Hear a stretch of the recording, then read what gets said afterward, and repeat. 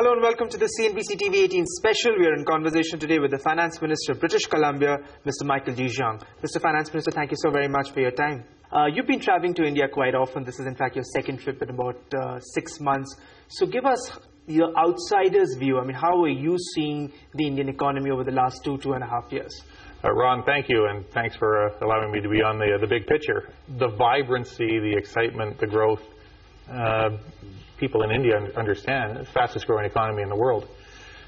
Doesn't mean there aren't issues, doesn't mean there aren't challenges, but it's hard not to be impressed by what one sees taking place here in the private sector in terms of infrastructure development. It's a country in transition, but in transition from a position of relative economic strength, and to be able to be a part of that and create a stronger relationship between my country, Canada, and India is a very worthwhile endeavor. In fact, we'll come to specifics where where British Columbia and Canada can sort of partner with India. But British Columbia was in the news very recently because you became one of the first foreign entities to actually issue the Masala bond. Tell me a little bit about it, what prompted you into doing that, and what has been the response like? So you're right, the first sovereign jurisdiction anywhere in the world to enter a Masala bond. I love the name, by the way. Masala bond, so Indian, so deliciously Indian. Deliciously Indian, Ron. But we've been exploring for some time how is it that we can capitalize. I mean, there's a self-serving reason for this. We are a AAA rated jurisdiction by all of the bond rating agencies. We come to this from a position of fiscal strength. Our budgets are balanced. We post surpluses. AAA rated jurisdiction. And we are very much interested in creating a stronger economic link and relationship with India, and to encourage that on the part of our private sector. So how do we do that? Well, we take some of the instruments, some of the activities that we are engaged in, and tailor them to achieve that. We issue bonds. We historically issue them domestically. We issue them sometimes in US dollars, occasionally in euros, and in other jurisdictions. This was an opportunity for us to do a few things. Improve our liquidity by accessing a new capital market, but also to purposely send a signal that we have confidence in both the currency and in what is taking place in India. So when I spoke to our officials, people like Jim Hopkins, I said, look, it has to work, it has to be responsible.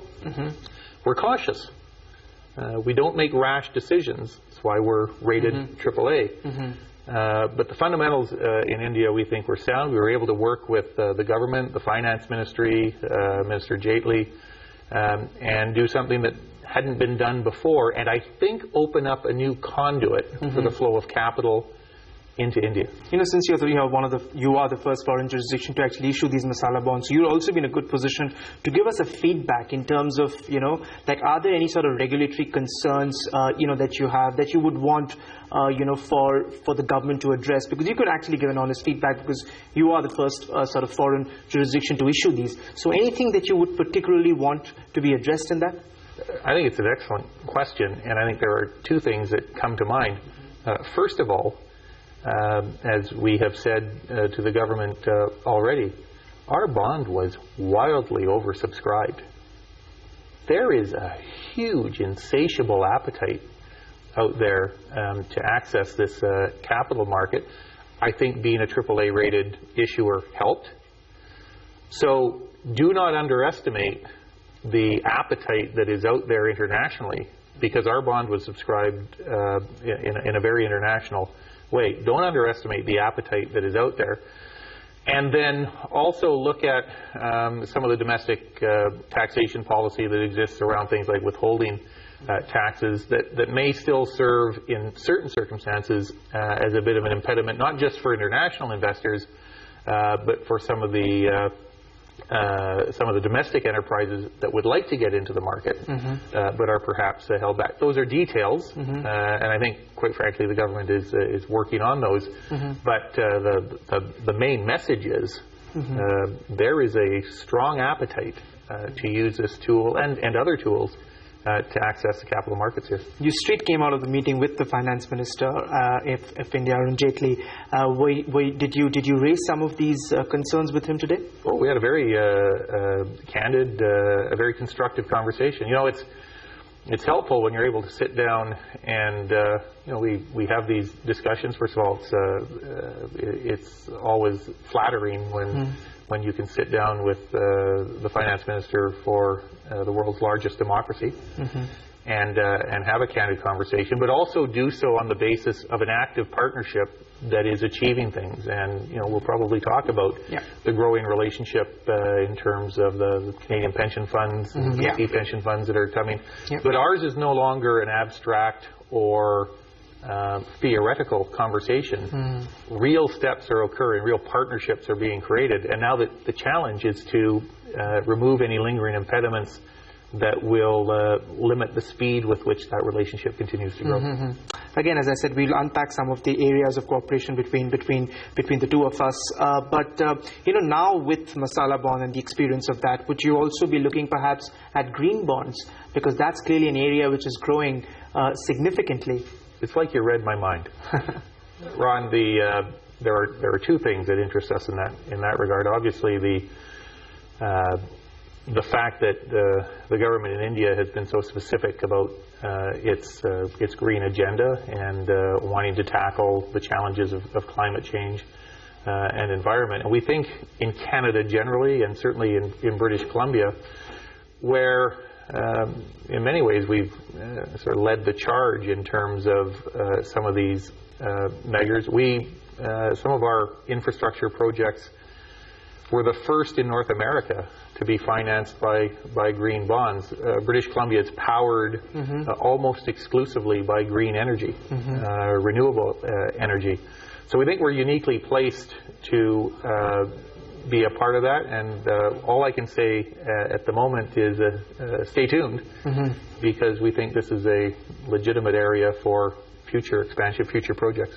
So are you already working on some modalities for you to again take up green bonds? Yeah, the short answer is yes. I mean, the work, and in the international sphere, you can get caught up lots of complexities, lots of technicalities.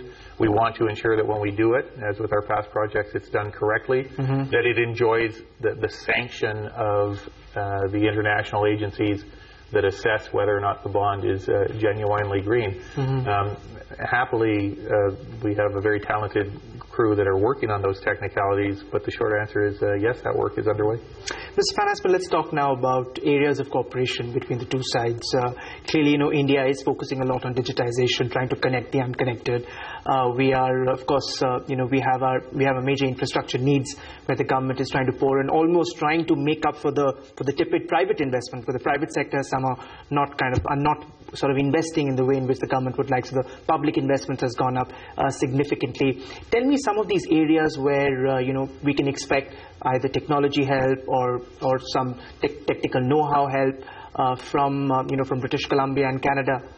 Well, I think it occurs in a couple of ways. We've talked about access to capital and facilitating new points of entry for capital, but we also talk about sharing. And I always emphasize this because it would be a mistake, in my view, to talk about a one-way flow of information or expertise, because there's a lot. This is the fastest growing economy in the world, and there's a lot for Canadian businesses to learn about accessing, and the only way we're going to learn that is through interlocutors here in India. But our work with the India Infrastructure Finance Corporation, we're very close. We have negotiated an actual formal exchange of personnel where Indian personnel will come to Vancouver and Canadian personnel from our public-private partnership agency will come to India. At the end of the day, it's always about people. Right. The network begins and ends with people. And the other technology aspects of this are tools that we can use. You've asked about where I see some of those opportunities on transportation infrastructure, some of our procurement practices that have served our taxpayers, our citizens, very well, delivered projects on time and on budget. I think there's room for exchanges there. Tolling technology that is free flow of traffic. There's a whole range of areas where healthcare being another area where I think there is some interest. Clean green tech is another area. So what we're looking to do with these formalized relationships is, again, move beyond the abstract into specifics. Where actual projects are taking place. I'm curious, does it also help, considering the fact that, that Canada has such a large ethnically Indian population as well?